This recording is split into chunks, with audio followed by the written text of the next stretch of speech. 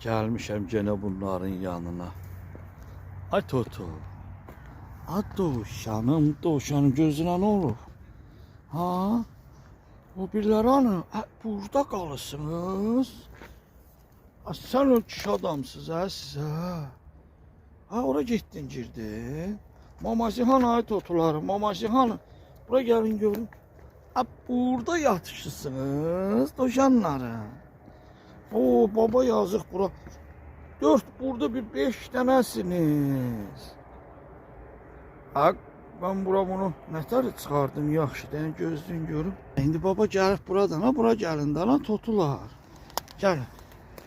Gəlin görüm. Gəlin. Ha niyə belə bu nə hərəkət edirsiniz ay Totular? Baba o dünyanın o başından gəlib bura. Dedi gedim görüm mənim gözəllərim nətərdir.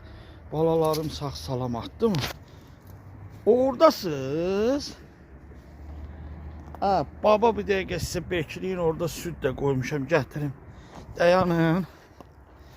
Dayanın. Ha siz dağ keçsiniz, ha siz doşan döyüsünüz. O görüm. Gəlin buraya Totular. Ala baba görara qoy, baba görara qoy. Qorxmayın, babanın gözünə girdi.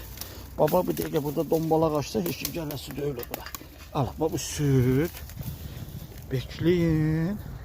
Görün Totular burada. Ha maması yoxdur ona. Düşmək istəyir süd qoymuşam. Qoy görüm. Ha bunlar hara çıxır.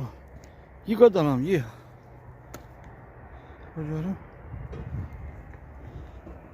Sən zarıldıysan.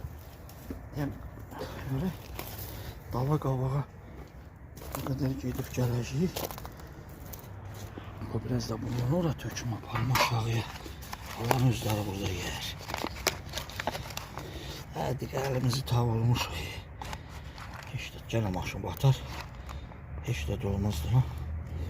Göçəklərim de hemen bunu yiyəcəklər. Baba bura koy. Baba qorxmayın da lan. Dəli qıtanlar gəlin bura. Al deyin.